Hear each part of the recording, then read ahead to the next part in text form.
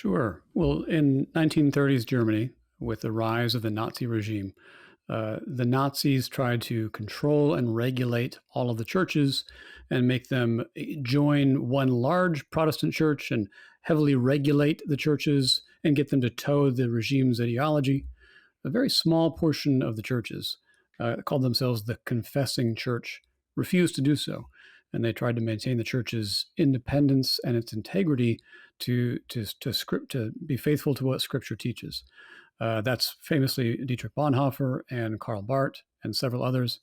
And many of those leaders ended up arrested, lost jobs, imprisoned. Many of them were executed, like Bonhoeffer. And so they were martyrs for the faith, trying to keep the light of the gospel alive in a very dark place. Okay, that's a very dark historical sort of point to turn to say, hey, that's the part of history we should learn from. Make the case. What is it that we need to learn from, even as dark as that historical era is? You know, the point of my article was actually to say, let's not think of ourselves in the 1930s, because I quite often hear an appeal to the 30s and to the confessing church saying, we're just like them. We are facing the modern equivalent of the Nazis.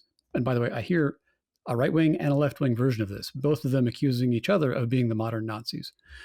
And that made me pause and think, maybe we're not in the 1930s, where there's one single obvious evil that unites all people of good faith in opposition.